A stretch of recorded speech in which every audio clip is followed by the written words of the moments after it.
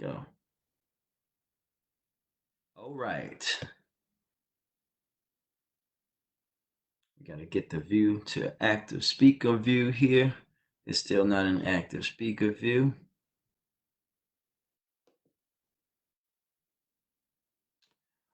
Good evening, everybody. We're going to give it a second.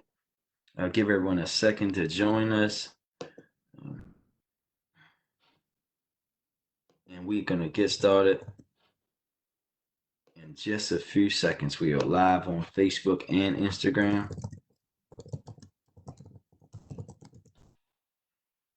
We get started in just 1 second. Hope everyone's had a great weekend this weekend. We're going to give people a minute or two to get with us. So before we get started, so just bear with us for 1 second. Everyone has their Sunday dinner ready so that we can enjoy ourselves, planning out what they're going to watch tonight. I know I'm going to be watching the second set of the Michael Jordan documentary.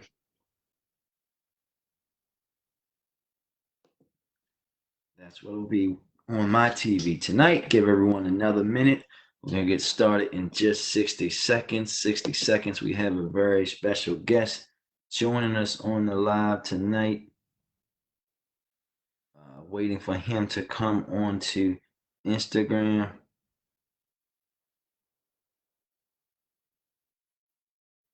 Once we get our special guest on Instagram, we will get started.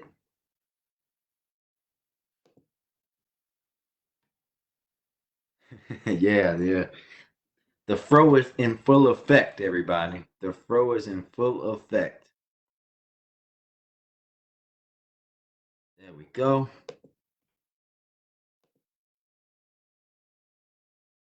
All right, we got our special guest. Good evening, sir. Good evening.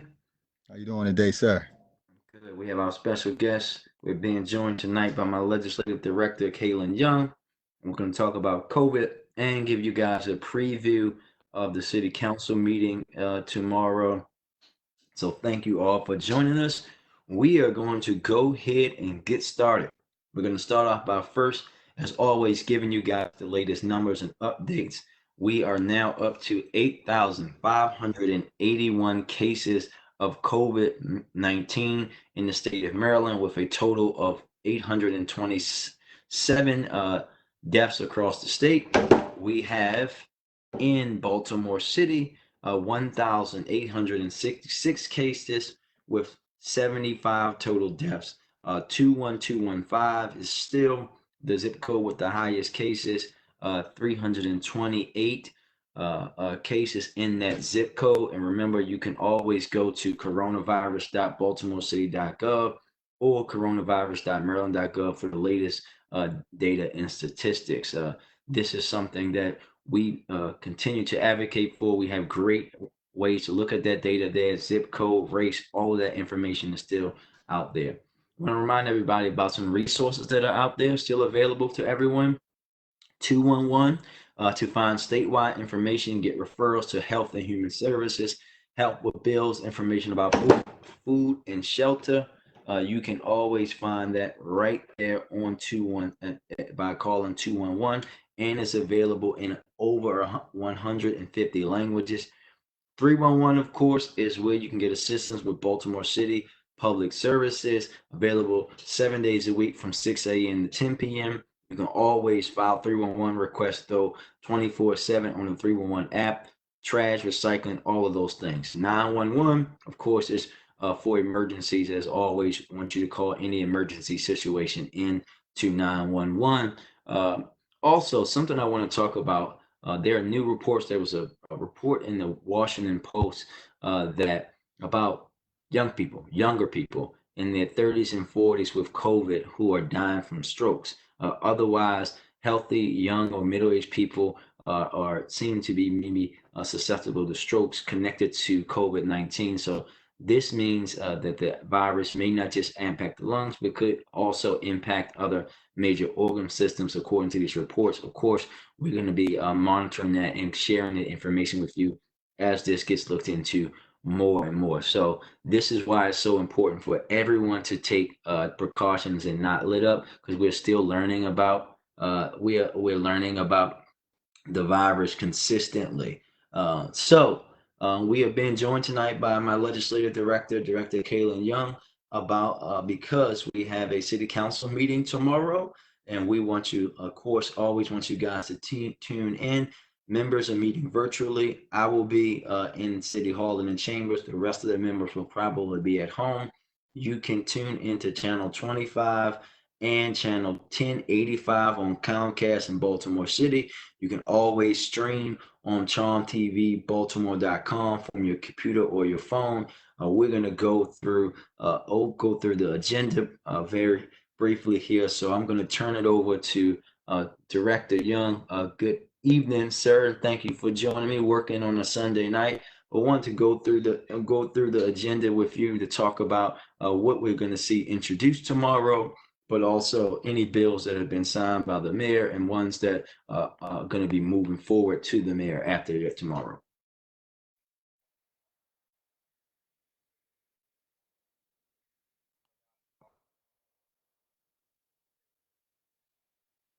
Ramadan. We know that this is a time of family, a time where we come together. But we know that this year is not one of those years. We're going to have to fast and break fast and pray at home and only with the family that we live with. But just wanted to give a quick shout out to all of those folks. We're almost there. It's almost sundown. So we're going to be breaking fast real soon. My stomach's been reminding me all day. So Yeah. yes, sir. Yes, sir. Real quick, let me just start with the bills that signed by the mayor. The most important or the most high profile bill that got signed by the mayor this week was the ring camera bill. This bill provides for a rebate for anybody who purchases a ring camera or any of those doorbell cameras that you put on your door, as long as it's facing the right of way. You can get up to $150. And Mr. President, as you know, you fought very hard to not only have it be a rebate program, but also to include a voucher program. So that way, those people who can't afford that initial money and put that money up in the front end, they can still participate in the bill, in the program, and get a voucher so that way they can get it moving, before they get it. So big work that you did. Thank you, Mr. President, for that. Thank you. Bills that are coming in this week. Important bills. First is a BMZA bill. This bill just every other government agency is able to do these virtual meetings, but the Board of Municipal and Zoning Appeals, they have to meet in person. And so this week we're going to be, we have a bill coming in where it allows for them to be able to do virtual meetings just like this, because we want them to be safe and we want to continue the business of the city. It's like the last one little wrinkle that we need to fix so we can all transition to virtual meetings. There's a COVID-19 emergency spending bill by Councilman Leon Pinkett. That bill, as we know, Resolution, right? yes, sir. Excuse me. It's a resolution, and that resolution, we know that the money that we got in the CARES Act a few weeks ago, that bill is going to bring in about $100 million to Baltimore City, specifically money that's going to be going towards helping all of the things that's impacted the city as a result of COVID-19. But what Councilman Pinkett is looking to do is make sure that that money is being spent appropriately. So making sure that the council is doing its oversight, but also making sure that that money is going towards minority and women-owned businesses. Because we know that if there's that kind of money, we need to make sure that everybody is going to get a piece, as everybody is doing work to help make sure that we're all safe for COVID-19. And Caitlin, can you again, for those who didn't catch the first update with you, again, just very briefly explain the difference between a resolution, a ordinance, a charter amendment for the viewers? Sure. So, a resolution is just it's a statement by the council. It's not binding law. It might be something where they are providing oversight on an agency. It might be saying we support this initiative, but it's nothing that's binding. And so that, as opposed to a bill, excuse me, an ordinance. An ordinance will allow, that's when the council is making a law. And so, for instance, that ring camera bill I just talked to you about, that is an ordinance because it creates an appropriation. I'm sorry, the phone is ringing in the background. It creates an appropriation. People still do have house phones, everybody. Kalen is old school. He still has a landline, but continue, Those who sir. know me know I live with my grandmother, and she won't give it up, sir. Even though I got a nice iPhone 11, but nevertheless, um, so an ordinance it's when they create law. It tells you can or can't do something, or moves money in a certain direction. And then a charter amendment is something that changes the charter of the city of Baltimore. It's akin to a constitutional amendment on the federal level. Yeah. Two more. Go ahead, sir. No, you're fine. Go ahead. Two more bills that's coming in this week, Mr. President. State of emergency continuation, very important bill. When Mr. Mayor announced the state of emergency last month, sorry again, when the mayor, don't worry, my grandmother will answer it very quickly. Usually she does. But when the mayor announced the state of emergency last month, it only extended until April the 17th. And so that obviously has passed and has been extended. And so what this resolution does is it essentially allows for, it expresses the council's acknowledgement, the council is in agreement that the state of emergency should continue. So it's good to do that, because otherwise you would have an executive that just maintains power. You want the council to be consenting to that. Finally, Mr. President, you're going to be bringing in a bill this week. That bill it speaks to a rent freeze. We know that many people have lost their jobs. I think it's about 25 million across the United States, and so many people can't pay their rent, or it's a lot of bills that they can't pay. Well, what your bill does this week, Mr. President, is it institutes a rent freeze. And so if anyone were to been notified before COVID-19 state of emergency of a rent increase, but that rent increase didn't go into effect until after the state of emergency, that rent increase will no longer go into effect. And any landlord cannot increase your rent while in state of emergency. So we just want to protect renters right now, while many people are having a hard time with their finances. And so we don't want to see them have to be kicked out or on the street because their landlord chose to change rents on them during this tough time. All right, great, Kayla. And then tomorrow we have some bills on second reader for their first approval for the entire council. Can you talk about those really quickly? I know we have Children Youth Fund, Charter Review Commission. Talk about what happens with those and what's the next phase for both of those. So as we talked about last time I was on, there are three readers. The first reader is introduction. We just talked about those. Second reader is when bills come out of committee. With Mr. President, you assign bills to a committee after they are introduced. The committee then looks at the bill, makes amendments, and talks about the bill, and then they report back to the full council. That's second reader. And so the bills that are on second reader is first and foremost the Children and Youth Fund. Right now, that Children and Youth Fund is housed at Associated Black Charities, and it's going to be moving it to a new and more permanent home. And some of what's also going to be a part of that bill is that some monies is going to go towards some relief for COVID-19 as well. And so, Mr. President, you worked on that deal with the mayor's office and the mayor's administration. We thank you for that. We'll talk about that later on. Yeah. Yes, sir. The next one is Charter Amendment, Charter Review Commission. We talked about what charter amendments were a little bit earlier. This bill actually had made it all the way to third reader, but we brought it back to committee and back to second reader because we wanted to add some amendments. We got some really good feedback from GBC, Greater Baltimore. I can't remember what the C stands for, Mr. President, but that Baltimore Committee. There we go. And so they gave us some really good amendments. We wanted to make sure that we incorporated those. So this bill is back on second reader for initial vote with the full council. And then there's another charter amendment that has to do with the city auditor, expanding the powers of the city auditor, and a couple bills having to do with community benefits districts, one down in Port Covington and one in Midtown. Yep. And Kaylin, we also last week we went back to having hearings. We had some hearings. We had our police oversight hearing that you guys should definitely go on to Charm TV's YouTube to watch. But then we also have some critical, important hearings coming up this week. Talk about the hearings that we have coming up this week and how folks can tune in and watch those. Yeah, well, first and foremost, if you're watching the council meeting tomorrow at 5 p.m., we're going to be announcing. There's going to be more hearings that's going to be announced than the two that I'm going to name today. So keep an eye out for that. You can check out what hearings are announced at BaltimoreCityCouncil.com.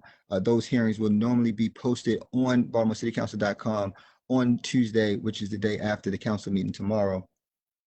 Also on Tuesday is going to be another COVID-19, our second COVID-19 hearing, just bringing in the health department to give us all an update on what's going on and what they're doing to make sure that we are safe and give us a timeline as to how much longer we might be staying at home, or are we going to see a second wave. We're going to be asking a lot of questions of them, and hopefully we can get some really good answers about that. So it's really important that anybody that's listening to watch that hearing if you want to know what's going on in Baltimore City government with regard to COVID-19.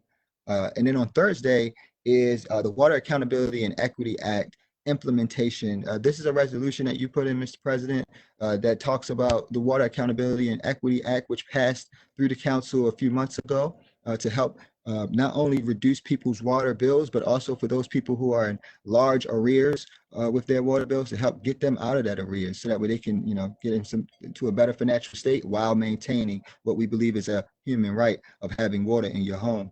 And so we're going to ask the administration what's their status on the implementation of that. How there are certain timelines in the bill, and we just want to make sure that they're meeting those timelines. We know that COVID-19 is kind of stymied some of their work, and so where they aren't meeting those timelines, we want to figure out what the plan is to get them from where they are to where they need to be.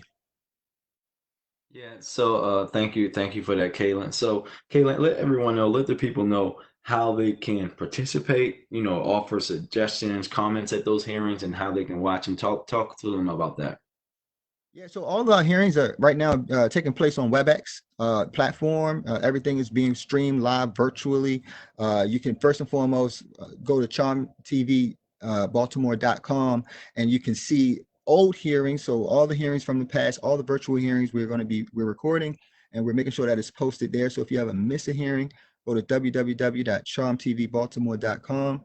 But also, if you want to watch a hearing live, you can just go to baltimorecitycouncil.com, and if you click on the legislation tab, and there's a legislative calendar that's available there. We have the links to every hearing posted right there on their website. So you just have to copy the link, post it up into your address bar, and there's a little password that's generally going to be Baltimore. Very simple password. We want to make it easy for everybody. You just put that password in, and boom, you're in the meeting. And while you're in that meeting, we're going to be making sure that we show you how you can raise your hand, so that way there's a little function in WebEx that you can raise your hand, and when that lets us know that you have a question or a comment, and when the time comes for public comment during that hearing, we will allow you to speak and say your piece. If you have a question for an agency, question for a legislator, or just a general comment, we want to make sure that we're availing this apparatus to you. We didn't even have this before COVID-19, but this is actually one of the silver linings of it all, is that we actually are more transparent and more accessible as a result. Yep, and Kaylin, thank you for that. Kaylin was as a person has been leading that effort for the council. Kaylin, just want to remind everyone that again, you can watch it live on Charm TV, TV 25, but you also can watch it on the internet at charmtvbaltimore.com. Kaylin, I think that is it for you, sir. Right. There are no legislative questions, so I want to thank you for joining us, and I hope you get to eat and enjoy yourself for the rest of the night. And be sure that you watch The Last Dance Part 3 and 4. So thank you, and I'll see you bright and early in the morning, sir. Yes, sir. Take care. With my N95 mask on. Take care. All right, everybody. So thank you all. Thank you, Mr. Young, for the update. Want to get to you guys' questions. Want to first say hello to George Bunton and Miss Rita Church, who said hello, you guys. First question is, someone says they've noticed a lot of cars speeding throughout the city, especially on 28th, 33rd, and Perrin Parkway.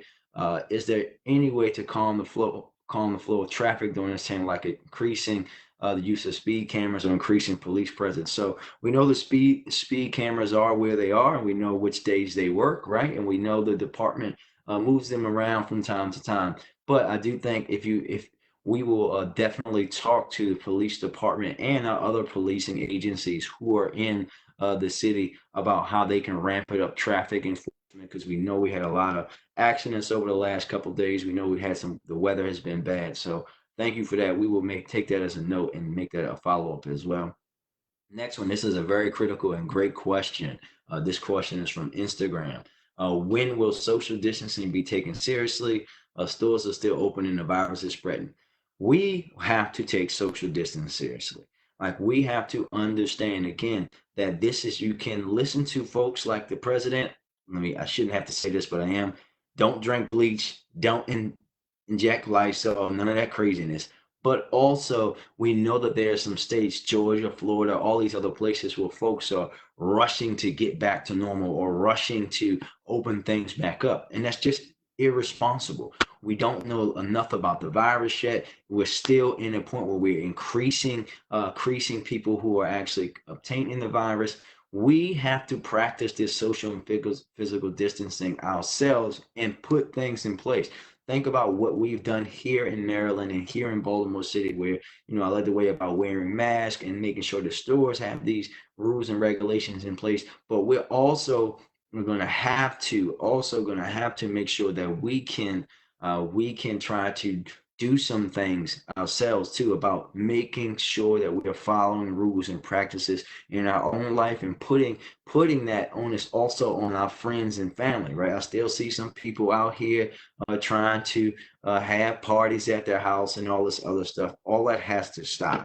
We have to be responsible, because people are dying consistently from COVID-19 in Baltimore and everywhere else. And we're going to be, and understand, we're never going back directly back to what was happening before. There will be no going back to normal. This is going to change the way that we live our lives here on out. We have to understand that things are going to change. We're not going to do things the exact same way, because it's going to make us susceptible to this kind of thing in the future. We cannot do that. We have to be responsible as well. Let's see.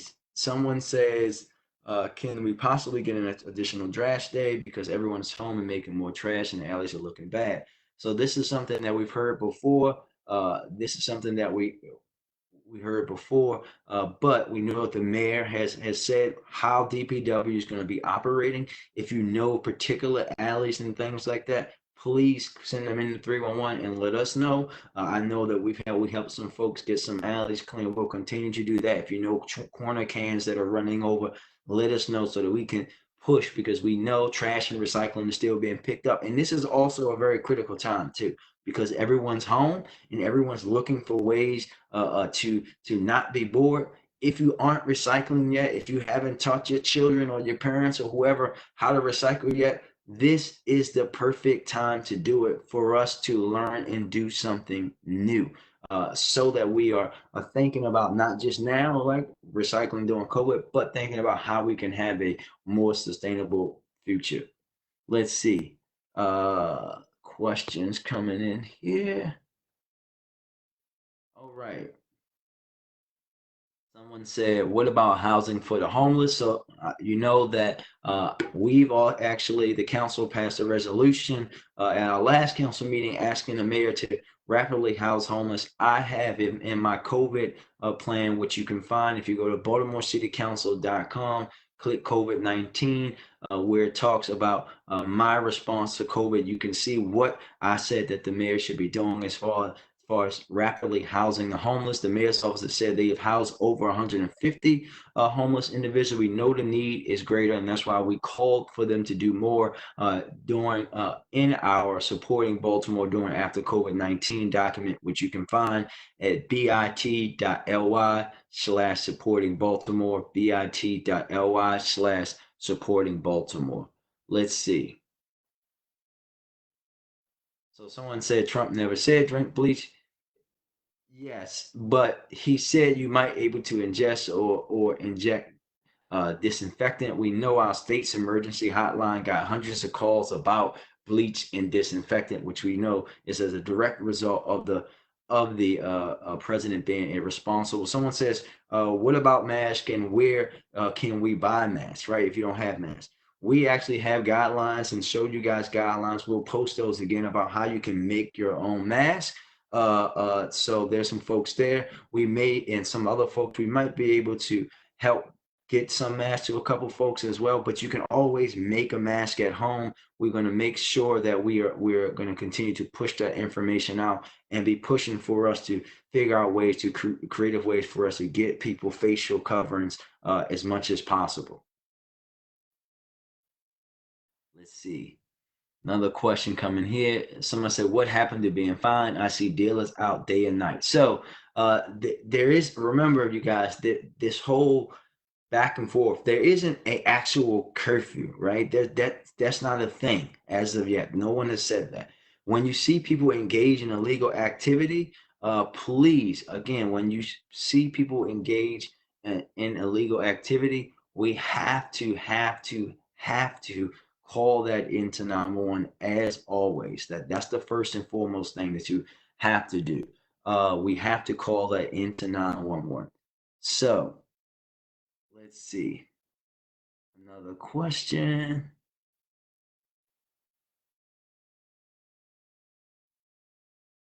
Someone said, please consider extending the rental housing inspections. Many landlords are helping tenants with rent payments. They're trying to help. Please, can you send us a direct message about that? We would love to follow up with you on that in general. Someone said, oh, this is a question about referees not being paid from the city's youth football league.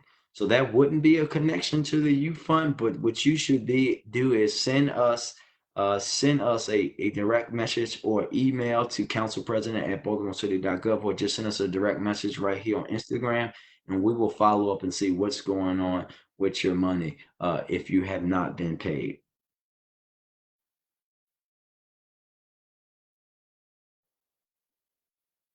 Yeah, and listen, this is why we do these things. Someone thanked us for giving information about the curfew. This is why we do these things, so that we can make sure that people are getting the best information as soon as possible and the accurate information. So we're going to continue that. No, you do not get money when you recycle, but you should recycle because it's the right thing to do.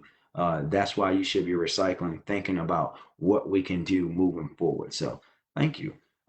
Anybody else have any other questions or anything that they want to ask about council or COVID related or things, or anything you guys have on your mind before I let you go to the rest of your Sunday evening?